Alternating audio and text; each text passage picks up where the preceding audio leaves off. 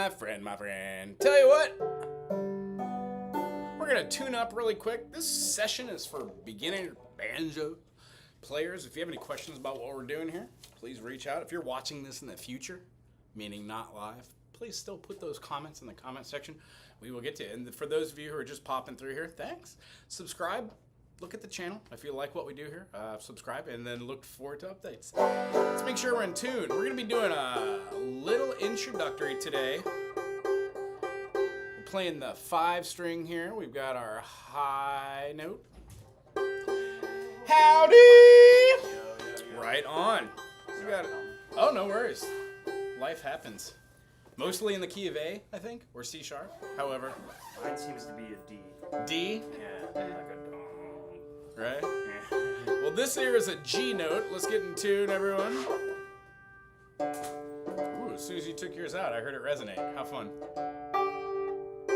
Yeah. Hey. Yeah. Perfect. See how we are here? Get rid of this nonsense. Looks like we are muted on this. So there should be. I checked to hear if I could hear it earlier, and I thought I could. How's the volume? Can everybody out there in TV land hear us?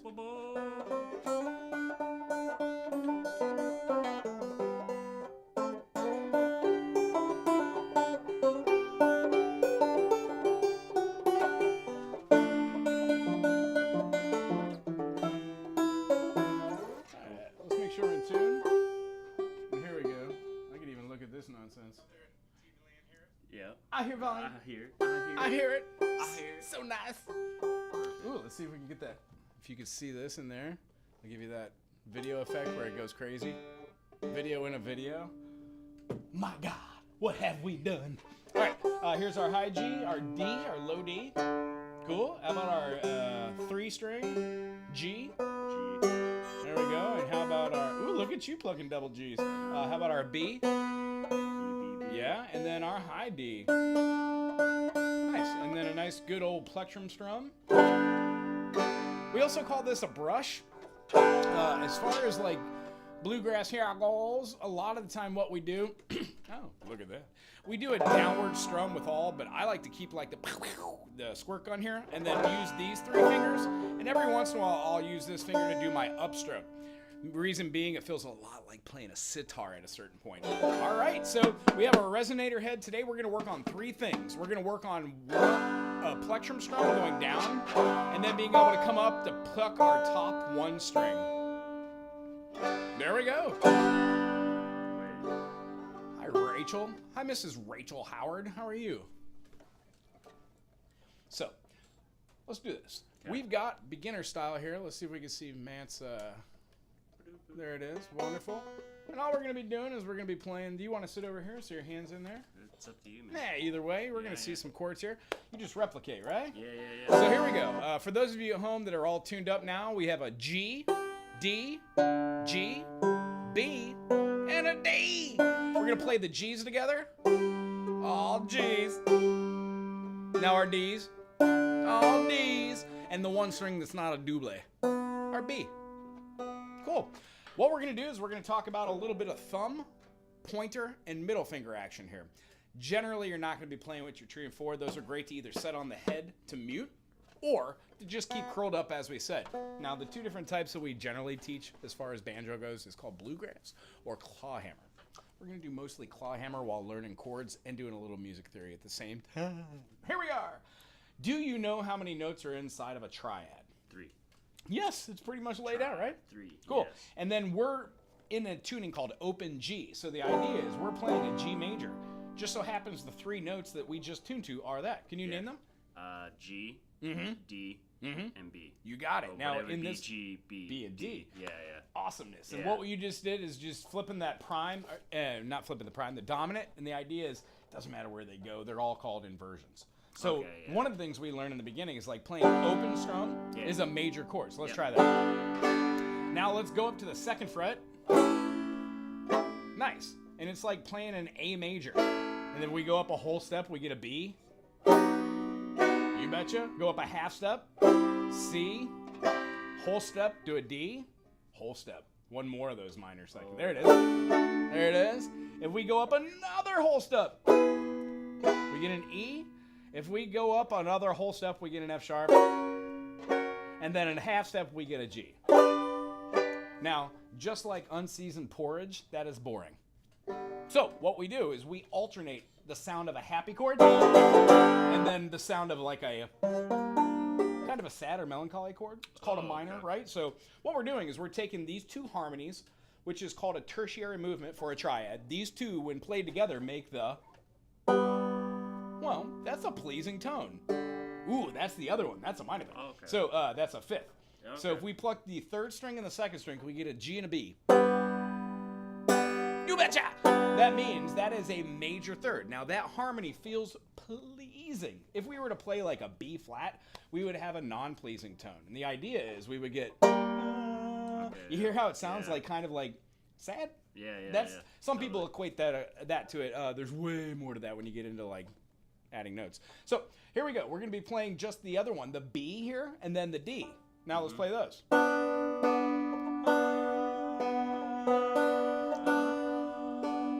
Yeah? Okay. Cool. So the idea is when we play chords, they're either a major third away or a minor third away. Okay. The idea behind that is it adds a little bit more structure to these three and gives a little bit more depth to the chord. Yeah, so you're kind of splitting it up in parts. You gotcha. If you get rid of that third, it's called a 5 chord because you just completely don't play that. So which means if we weren't to play the B here and we were to go B, C, C sharp, D and go, well, this is a 5 chord. It has no third in there. I kind of like how that sounds. Yeah, it is. That's why this sounds good. You're just doing a half step. That is bluegrass in and of itself. So we'll talk about hammer-ons. We'll talk about, you got it. Play on the 2nd fret and then use 2 fingers. Pluck it with your pointer finger. Ooh, go up a string to the 2 string. 2 string? Yeah, you think. Oh, that's the 4 string? Oh, no, yeah. 3, there it is. There it is. Hammer-on consists of putting the string right between the fat on your finger, building a little callus, and pluck and hammer. The opposite of a hammer is a pull-off. Wonderfully done. Can you just do a slide from the 2 to 3 and go? Ooh, I could try.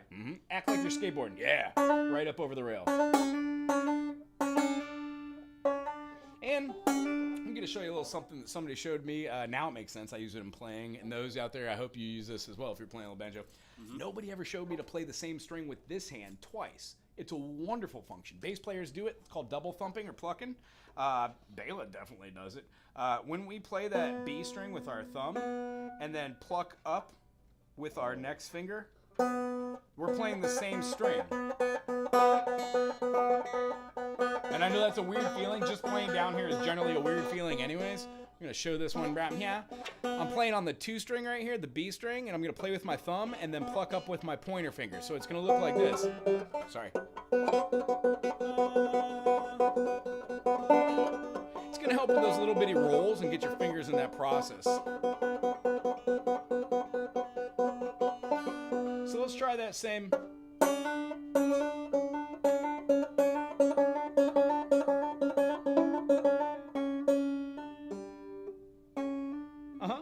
Now try and get 2 plucks right before you do your hammer on.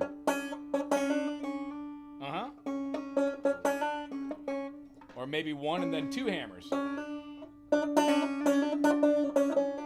The whole idea about doing all these little structures is the more time you clock doing hours on these things, the more they will come out in your playing. Cool? Nice, we'll go back to that. And then try and do a huge slide. Can you get that note to come all the way through? Whoa, okay. I'll give it a shot. Nice. Cool. That's kind of the practice for the week. That one's a hard one. It is. Slides are weird in the beginning. Yeah, they are. It's just like... You just got to think... You got to think devoid of the frets. Be like, all right, I'm going from one place to the other. And do your best to get there. Yeah, because I get like hung up on the fret, right? Are you hung up? Yeah, I'm hung up. Are you hung up? Susie. Alrighty, let's learn some chords. Let's learn some tries. So, we know this is an open G. My favorite. In a major chord, the 1, the 4, and the 5 are going to be major. Now, Okay. Could point up to the board, but I'm just going to write it up here again. Disregard all that other hibbity-bibbity gibberish. We're in G, kind of, so I'm going to play with G, G major, A minor, B minor, C major, D major, E minor, and G major has diminished. Now, I'm not going to waste your time right here doing all these chords or your time at home, but chord construction lies of having a G major, having an A minor, a B minor, a C major, a D major, an E minor, an F sharp diminished. There are multiple ways to play all of these chords. In fact, I don't have to stay below the 5th fret. We could go G major, A minor, B minor, C major, C major, going up the neck. We're not even going to follow that today. We're just going to pick 2 chords and we're going to play a simple song using some bends and some pulls. 2 chords are going to be one of them, G major. Oh, I got that one. You got that one. I got that one. That one's easy. That one's easy. Excellent. And the next chord, it's going to take a little step to get there because we're always about teaching in the educational process. Mm-hmm. If we were to say in the key of D major that let's play a G major, let's play a 5 chord. Let's play the D major. We would go 1, 2, 3, 4, 5. Yeah. Now triads are this, right? Yeah. Shoots. If I put a thumb on that D, I would skip the E. And what's my 3rd of the chord? It would be F diminished. What? You don't need to say major, minor, diminished, augmented. Just F sharp. F sharp. There it is. Okay, and then we skip the G and we have what as the 5th? A. So our triad construction from the key signature of G major gives us all the chords we need. A, C, E is a A minor. Okay. And it always will feel such. It doesn't feel like a major. Okay. Because there is no major second in the key of G. All right. Nice. Yeah, I get what you're saying. So our concept here is when we have a 1 chord, a 2 chord, we use these intermittently. Yeah. These are the chords that we use. So for what we're doing right now, we're doing a 1 chord progression, and we're going to turn this 5 chord into a 5 dominant. And that's our walk away from today on how to make a chord and then how to turn it into a dominant there. All right. So in the key of G, here's our G major, right? Yep. This top note up here is a D. Yep. Nice. D. When we want to go to the dominant, we want to find our 1, 3, 5, which is this. Yep. And then get rid of this happy chord. The F sharp over the top of it is super happy. It's like... Yeah. You hear that F sharp? Yeah. Too happy. But watch what happens when we go down another half step. And we give the G major. It's satisfying, isn't it? Yeah. It's called a dominant chord. Not to get into the hibby-jibbies of it, but the chord construction is you no longer just have a triad with 3 notes. You've added a 7th tone. Not the happy one that's naturally there, the F sharp, but we flattened it to be the note in betwixt the E and the F. It's called the minor 7th. So it makes this kind of... The note itself is called the lending tone, or the chord itself can be considered the leading tone, lending tone. What happens is when you use a 5 dominant chord, it feels like you're going somewhere else. Okay. So to play G major, and then to do what we would consider this D major, we would move it up from the C. So let's build the C major. Yeah. First finger, 1st fret, 2nd string. Yep. There we are. Yeah. 2nd finger, 2nd fret, D string, the 4th string. Yep. There it is. I had it right. Nice. And then because we're playing the Ds, you betcha, take that finger, throw it all the way up top on the 2nd string. I call these parallel functions. These are staggered functions. If we had this, I might call it bookends, just so you know you're fitting all the books in between. So this is our C major. For all you folks playing out there, we've got our 1st finger on the 2nd fret of the B, on the D string, and then up on the D string. So here's kind of the methodology to my madness and my teaching. I call these spider exercises, which help us gain mobility, right? Yeah. Just pluckaroos.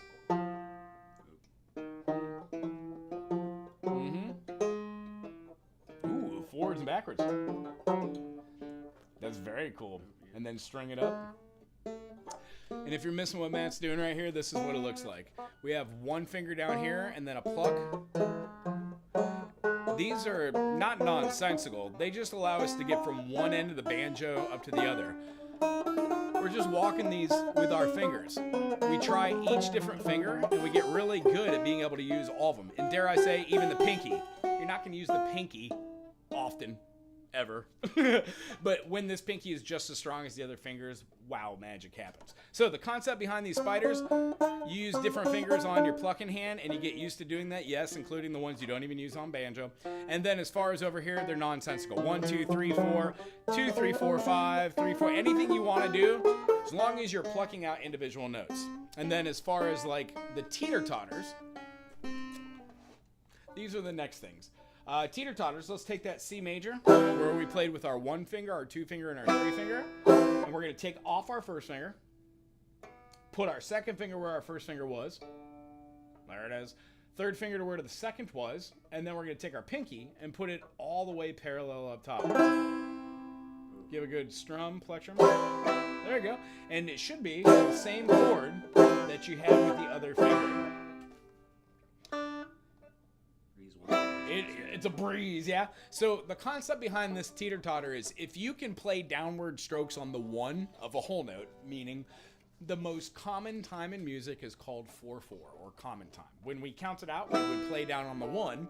1, 2, 3, 4. Now what I'm doing over here with my hand primarily goes for like playing something along the lines of an acoustic guitar or being able to get rhythm to play percussion. Now, since this is a percussion instrument, I would suggest doing it both ways. It'll help you for the future to play 1, 2, 3, 4. 1, 2, 3, 4. What I'm doing is playing on the 1, using the rests to replace my fingers up there so I'm ready for the 1. The whole point of this is your fingers will move slowly in the beginning, and then rather than waiting, if we weren't doing a whole tone for our 1, 2, 3, 4, 1, and we're doing half notes on the 1 and the 3, your fingers move faster. 1, 2, 3, 4. And then if you could do your fingers for quarter notes, which means down strum on every beat, that means that these fingers are now moving fast enough just to go to the same chord.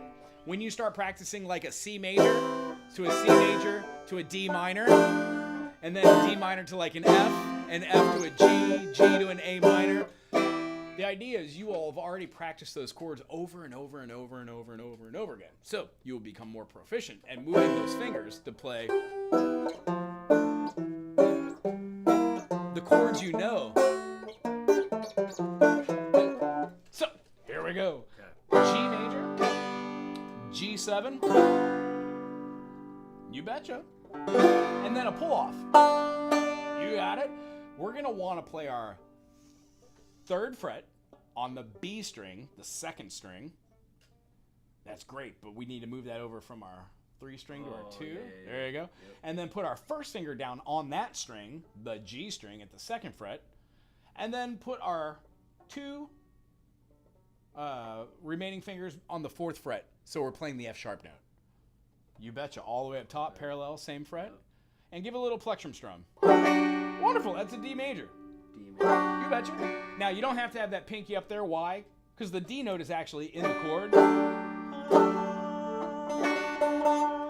both work. Yeah. When you change the lowest note. This guy. Oh, well, we were playing the 4th fret on the lowest string, the D string. Yeah. There it is. So that's an F sharp. D, D sharp, E, E sharp, F sharp. When we play this F sharp here, this D major is in an inversion. It's in a first inversion to be exact. And for anybody out there that's learning banjo brand new and these words are kind of weird, inversion just means to take these 3 notes we know as our triad and put a different one as the lowest note. This one happens to be a D major with an F sharp in the bass.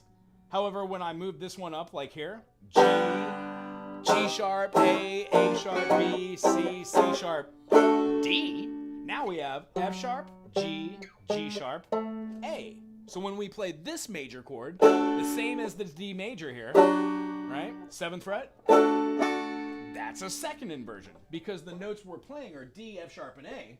But A is the lowest note.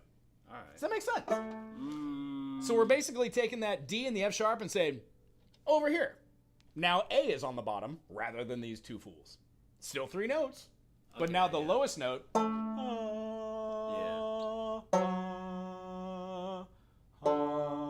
So, if you are to just play this, of sorts, isn't that a D major? D, A, D, D.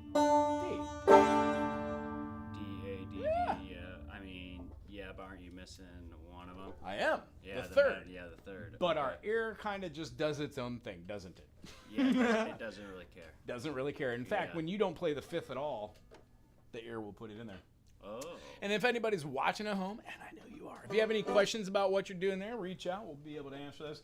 So the other chord we would play, instead of just having our many different forms of D, right?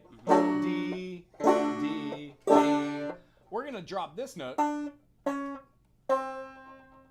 D, C sharp, C. You betcha. When we play the C and the A note right here,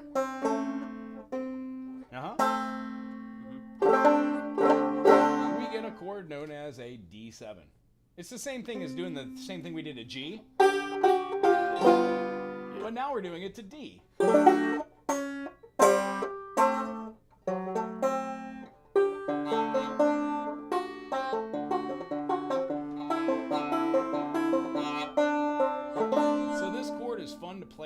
That's where we're getting at, right? Okay. Here we go. Let's play this G major, and we're going to do a brush strum, and then we're going to take our thumb and do just the 3 notes going down from the 3rd string. You betcha. So we're going to have 1, 2, 3, 4. 1, 2, 3, 4. 1. That's great. 3.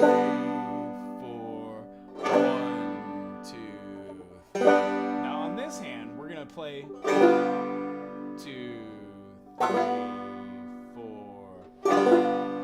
And this last time, pull off on the 3-string brush down.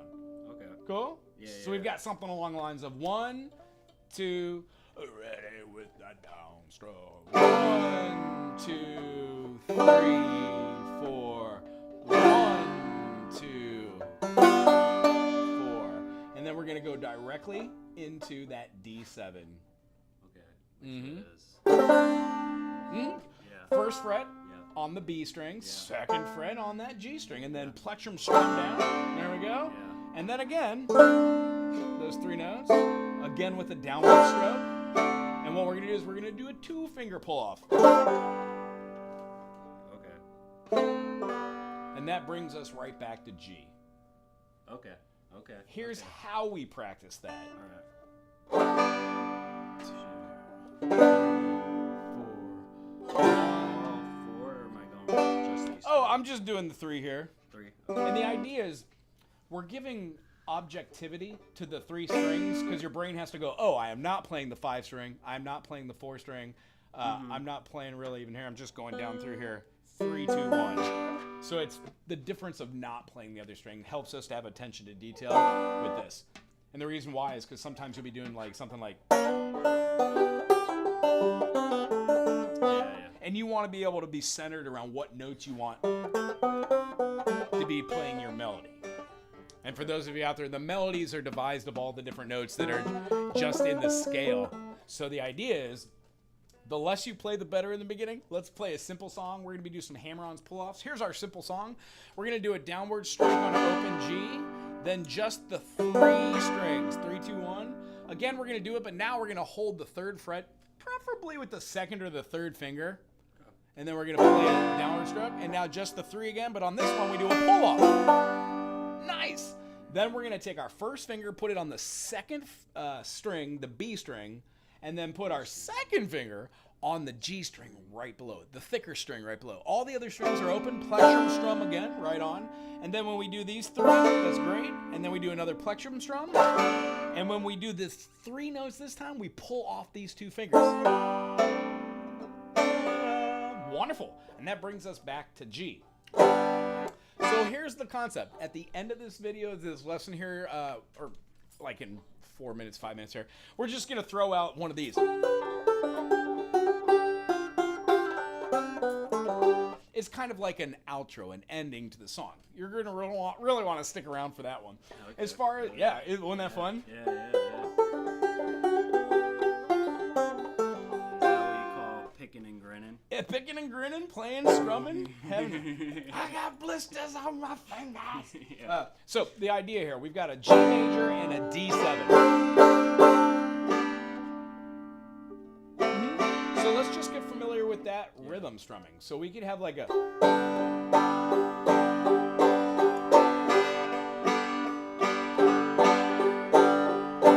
You can do an upward pluck with the top of your thumb right up here. For those of you who play stringed instruments, it's almost like a pizzicato. You're not, you're just plucking the strum with your plectrum strum over the top of the bow. You can either do this, no, that's fine. Or you can do... I would suggest getting used to doing all those with all your fingers again. It just helps you being more associated with your instrument. Another thing, most of the plectrum's done here, but you can move down towards the back end of your bridge and your saddle to get a little bit more crisper, brighter tone. Nice.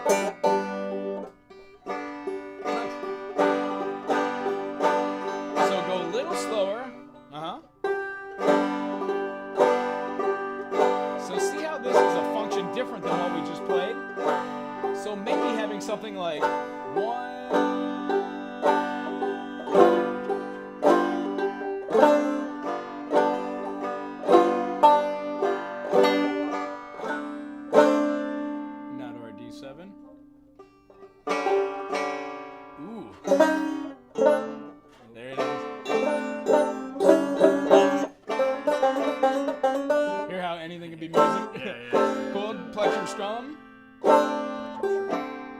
back and forth with our eighth notes. 1 and 2 and 3 and 4 and... Now try the pull off.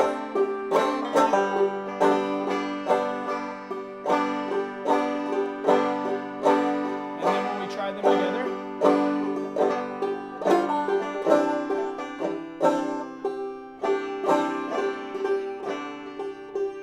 I feel like I'm out of sync. It's okay. Maybe I'm doing it so totally cattywampus. The idea is it's hard to play in unison with each other. It's easier to play on your own, but when you do, you start listening. You develop the ability to hear the rhythm tempo.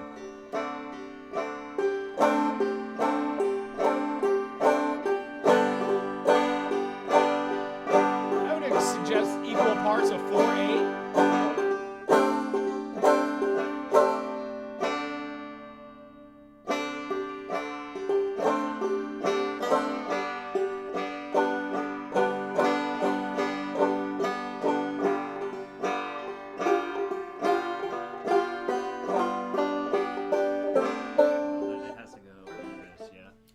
Have to go anywhere.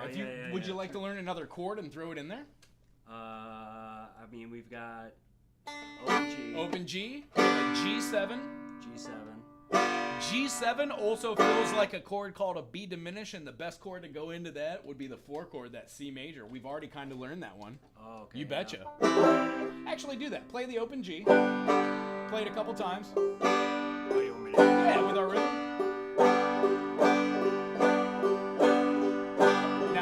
G7. Now throw the C major. Woo! Hear how that felt? It feels like it's magic, like it was meant to be there. Yeah, totally. Cool, and if you go back to the one, that ending or cadence is called a plagal ending, or the Amen. Amen. Oh, because it like resolves. It is. It's the most common resolution in music history. Okay. To a degree. There's a couple close ones too, but yeah. Very much in non-secular music. But that is going from like to whatever key you're in. For sure.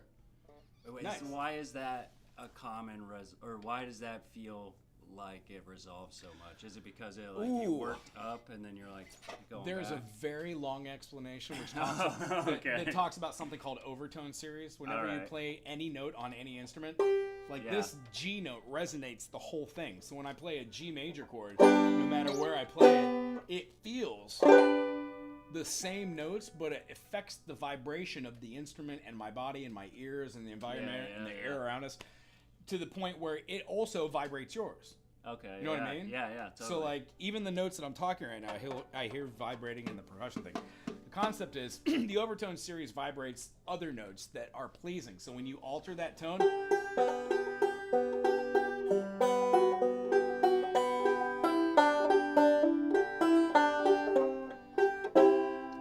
when we hear those notes, we assign different concepts or function to the feeling of major, minor, augmented, and diminished. Only 4 types of chords. And then we add another note, which makes a couple very different degrees and extensions. However, music perceptively is really just based off of 7 notes and then the notes that are in between them. Yeah. The accidental. So 12 notes in the Western era really make up a lot of what we do. Yeah. So by the point you get to knowing what a C major is, being able to move that into a C major in your second fingering, and then moving that up a whole step, and then putting your whole finger across that bar, that fret. See how my finger's doing this? Thumb's right in the middle, and then my finger just goes right. My pointer finger goes all the way across the whole thing. Bloop. Yeah, it's roughy. You got it. Nice. It's a hard one, man. Loosen that here, and then let that float like a funky chicken, like that. It should be a little looser, and take a deep breath. Get out the willies. Now you can't do that, or you can just put your finger down on the one note because you're really only missing the one note. You know what I mean? Nah, you gotta do the one. Yeah. Cool. So here's where it comes an interesting thing. There are banjo capos. This is just my guitar capo. Oh, okay. But yeah, can you put it on the second fret and then do all the chords you just did? Yeah. The idea though is this tenor banjo is the 4 strings. Yeah. Your high G here changes. So a lot of people will play above here, like here. If you play here, it's a D, right? Because the D is at the 7th fret. Yeah. Well, now when I play this, it alters that D major. Yeah. To an E. D, E, right? E. Okay. Yeah. So what we would have played as an F major, now is not an F major. So the shapes still work. You know, you can They're still just different notes. You Okay. betcha, because we've now introduced the concept of the capo. Now that's a whole different video, but the concept behind that is if you keep a capo right here and you're playing with a band and you're all doing something in the key of G, you know, and then you put it up on the A, you can do the same thing by just using your finger as your bar chord.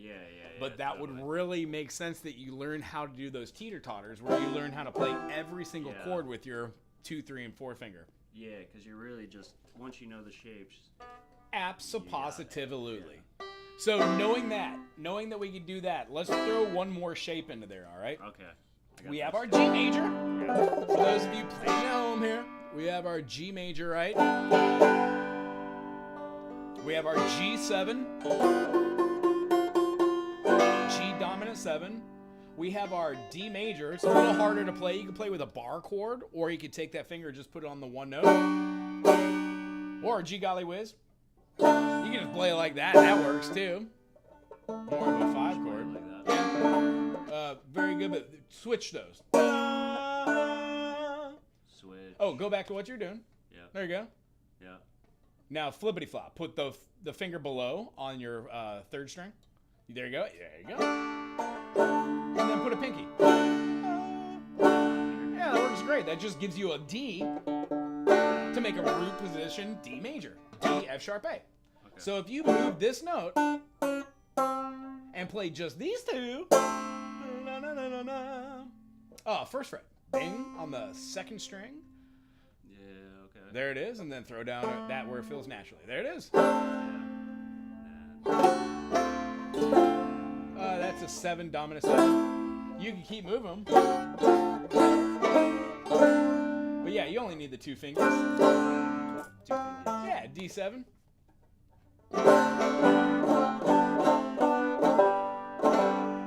And what we're trying to do is do a couple little pull-offs by plucking the note, pulling down, not just off, but we're quite literally going, pulling through the note. There it is. No. And you want to try this with every one of your fingers, even your pinky.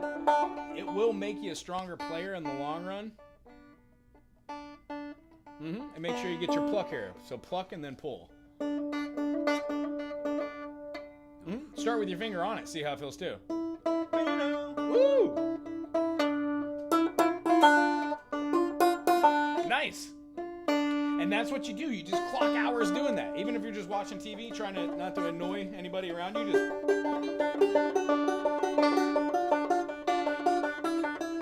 And what you'll notice, a lot of just melodies derive out of just doodles and playing, having fun. Good stuff, Mrs. Howard. Thanks for being here, don't you know?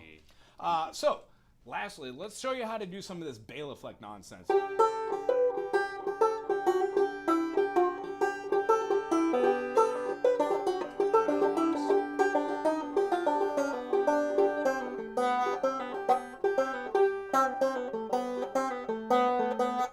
All I'm doing is using that G major, using the one note that is in the G, 5th fret, pinky. 5th fret. You betcha. Pinky. Now give a good plectrum strum like we were, and then pull off. Nice. Now you see how your first finger is already at the 2nd fret? Yeah. That's why the spider exercises are super important. Most things that are done on this are either going to be a minor third, which is a combination of a half step, half step, half step. 3 them half steps make up a minor third. So 4 half steps make up a major third. But we're not even getting into that nonsense. So try and put your finger on the 2nd fret. Yeah, there it is. Yeah. And then put your pinky up top on the 5th and do that same pull off. Beautiful! Okay. Yeah. Now try and do a plectrum strum of an open G right after.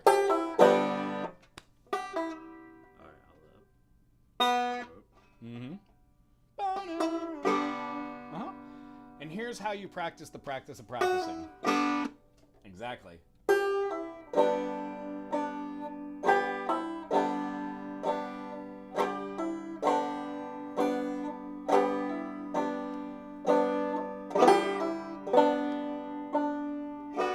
Nice. That's a 7th. That sounds great, doesn't it? Hear how altering one note really just does something fun and cool? Yeah.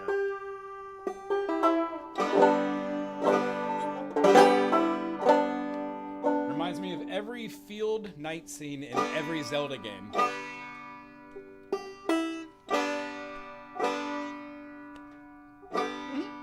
Now inside your head, set your pace. Okay, yeah. So it's like 1, but where is the pluck? It's wherever you want. Now here's the idea. If you're counting inside of your head or tip-tapping your foot, we're thinking 1, 2, 3, 4. 1, 2, 3, 4. 1, 2. And if that doesn't feel good, because that movement is considered an 8th note, you could go 1 and 2 and 3 and 4 and 1 and 2 and 3 and 4 and 1 and 2. Does that make sense? Yes. The rhythm you're doing here is over the top of a tempo. Tempo is considered the beat. Yeah. Anything that's other than just that is considered a rhythm. Yeah. Because it's either with that or out against it or complementing it. I guess it can go anywhere, right? Anywhere. So it depends on how you want to practice. Now, this is a little bit more than just a beginner thing, but what you would do is you would absolutely count it as a quarter note. 1, 2, 3, then ace. 1 and 2 and 3, and then 16ths. 1 E and a 2 E and a 3 E and a. So when you do have something more like 1 E and 1 E and 1 E and and then it doesn't really become the function of playing the music or the notes. I hate saying that. It becomes the action of the dance. Music has a physical feeling, and we associate it with just, I guess, like synapses. My brain tells me to go. Nice. Okay, hold on. And because you've already learned the D7, you can add that. If you want to. Oh, I'm not there yet. Oh, it's okay. And the idea is that's what we do when we have time. Eventually, the more time you spend playing these concepts, you will eventually play wrong notes. and then you will eventually play things that do sound good, which are the same structures, and then that becomes music to you.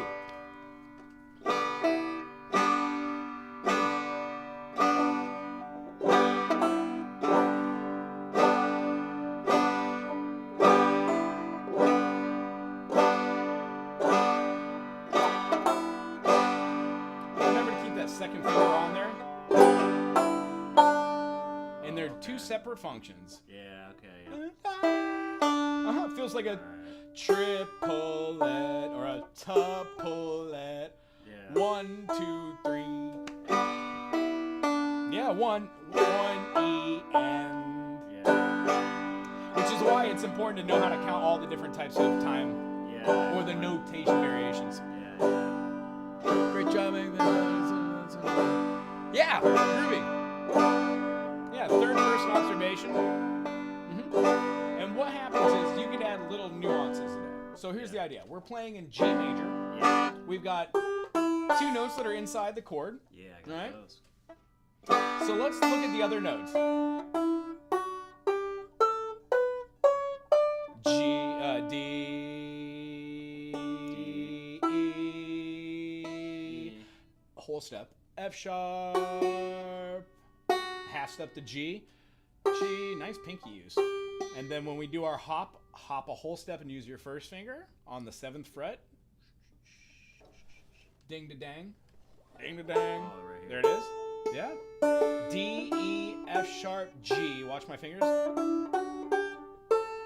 I get used to being able to do a jump and know exactly with my eyes closed how to get exactly from 1, 2, sorry, as I'm saying it wrong. 1, 2, 4, 5, and then do a jump onto which we can hit our note up here. Does that make sense?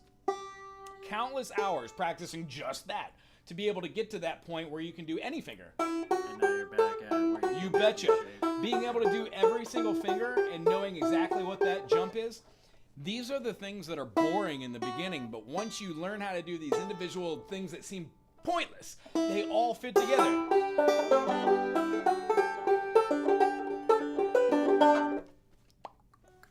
Cool? So let me show you that last little one. It's one of my favorite things to do, and it reminds me of every single Bela Fleck opening. What we're doing is we're playing the 5th string. What Bela Fleck means. Oh, you just broke my brain. That made me feel so happy. Bela Fleck is the world's #1 banjo player. Unless I haven't seen other banjo players that are as good. Okay, I don't know them. Okay, absolutely. I'll look 'em up, I will send you Bela Fleck and the yeah. Flecktones, some early '90s stuff, and then I'll send you his instrumental stuff with he and his wife. Oh, okay. He's so very good. Cool. Yeah, Right on it. And then if anybody out there in TV land, I'll also put that in the description. If you haven't heard of who Bela Fleck is, when you listen to professional banjo players, do not be overwhelmed. Not all of us can play banjo like that. I can't play banjo like that. I enjoy banjo because it's a work in progress, as everything is. All right, here we go. We're going to be playing our 5-string, the high G. We're also going to be playing the 2-string and the 1-string. So we've got our thumb on the 5, we've got our middle finger on the 1-string, and then our pointer finger, our 1 finger on the B string. Can you do that? Cool. Now this is considered a roll. It's part of a roll. So a good way to do this is to go forwards.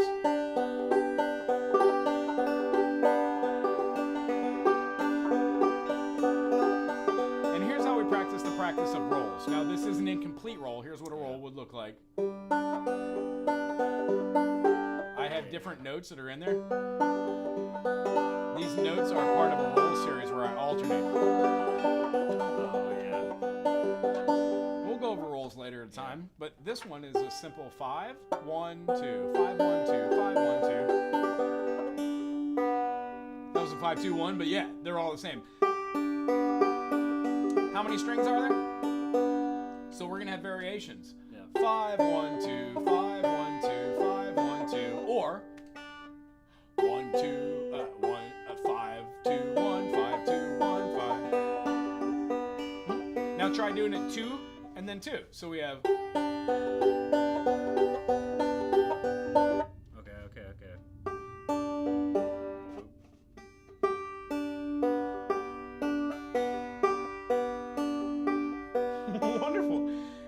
real, again, the crux. You go slow.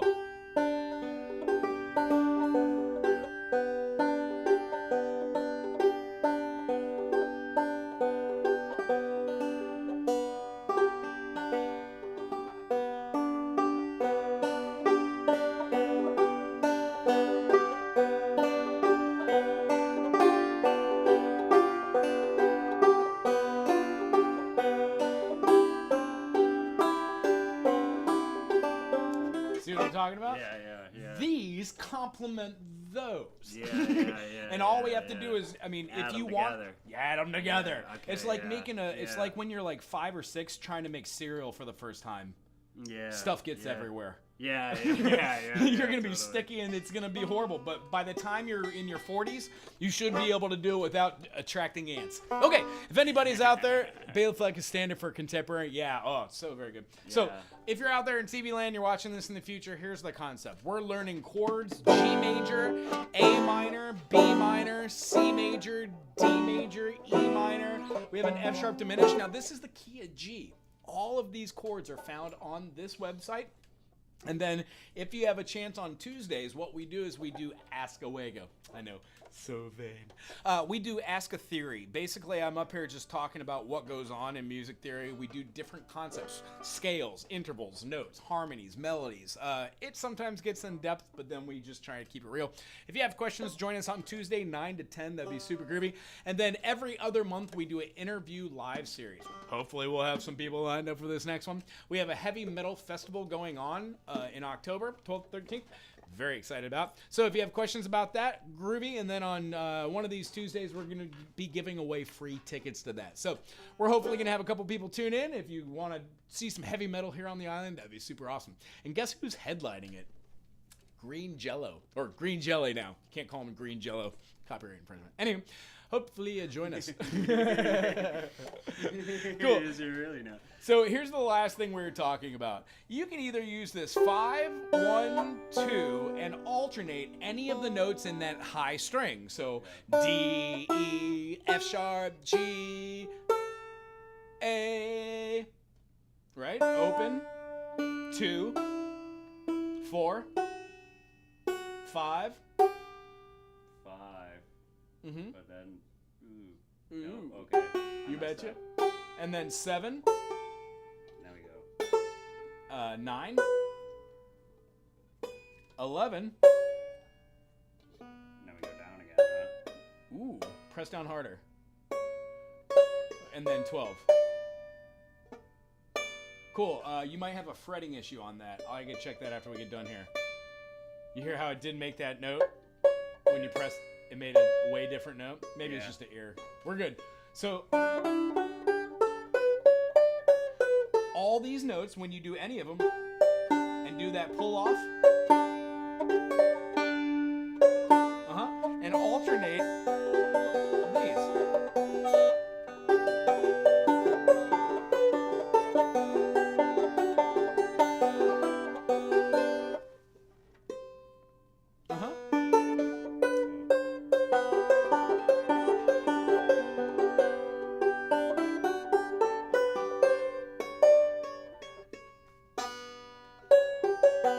And you hear how that has that tension? That's called a dissonance. And then when you resolve it to the 1, 7, 1. That's a minor 7. Minor 7. Deceptive resolution.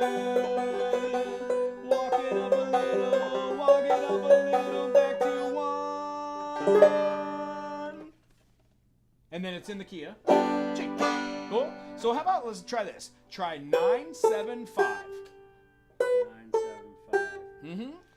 Ooh, I know. The first one doesn't have a 5. You got it. Got 5. 5. So I can find 7. 7. 5. Done deal. And then pinky on 9. Ooh, 5, 7. All right. It's a little stretch. But I can do it.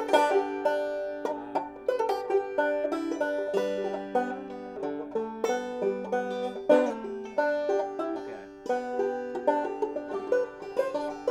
So watch this here. Ready? Yep.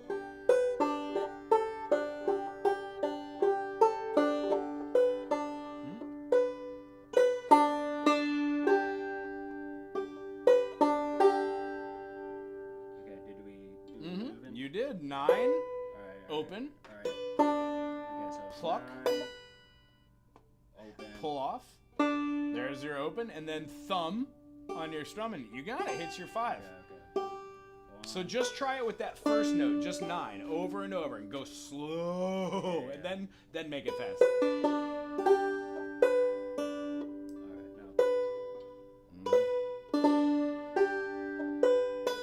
And then if the brain can think about it, when you pluck your thumb for the open 5 string, that's a gorgeous note, by the way, put your finger back down on that.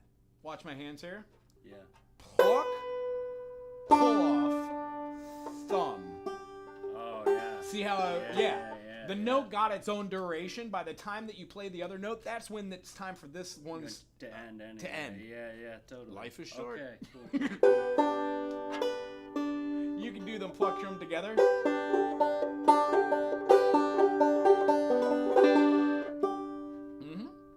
Okay.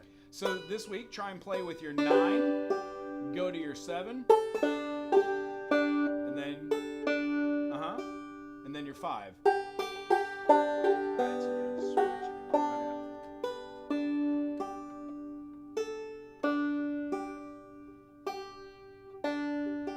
Yeah. And in this concept, Yep. if you're playing in a major, this F sharp is like one of the money notes. It's a little dissonant there, 4th fret, and then it goes into the 5. So you can practice your hammer on. Nice. And here's the lick I'll leave you with for today. Yeah.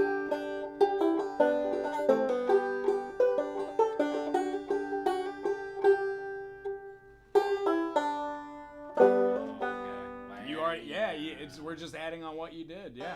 Ba-na. Oh man. All right. Okay. Let's break it out into parts. If we were Yeah. eating Oreos, Yeah. some people, I mean, I take 3 of them, I shove them into my break it down mouth, I into take a big parts. gulp of Yeah. milk because I'm a glutton. It's just, I like Yeah. this.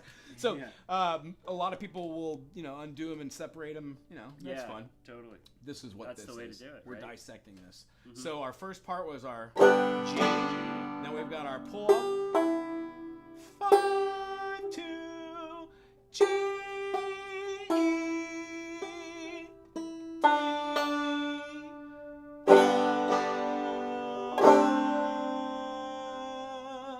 D7 and off. Up to 9. You betcha. One more. There it is. And then 7. Then 4, 5. 4, 5. Yeah, we're plucking these together and hammering on. Okay. 4. Then look at your fingies. You're on 5 and 6. Yeah. Try 5, 4, the other 5. fingies. There you go. One Oh, wunderbar. 4, 5. Okay, yeah, and then it's just And then you're gonna utilize that double string pluck we were talking about. Watch the finger, sir. Or anything you want to do. I mean, essentially, you're not really supposed to bring the finger past the 3rd string for the thumb. yeah.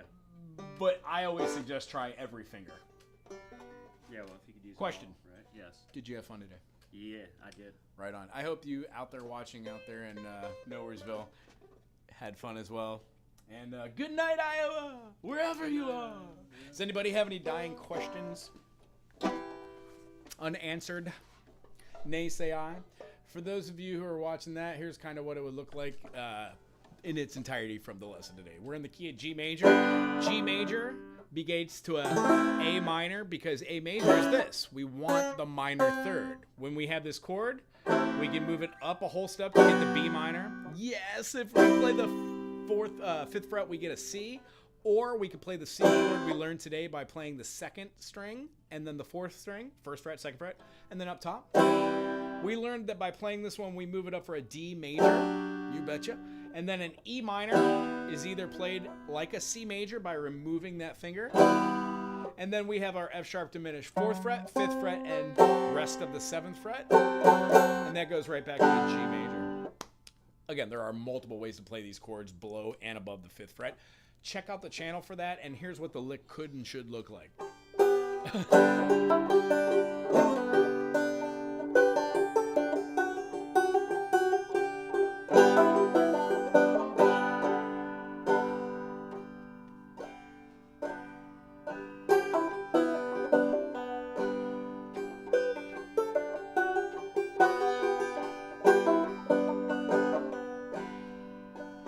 kind of claw hammering, we got the idea of a pull-off. We're doing 3 notes, hammer on, pull off, and then utilizing a special function of 9, 7, 4, 5, 4, 5. We can just hammer on there. That'll give you like what I like to call the telephones. Try to use all your fingers, 2 in your 3 finger, and then your 3 in your 4 finger to get maximum quality. Anywho, thanks for being here today. Have a great Saturday. Hello.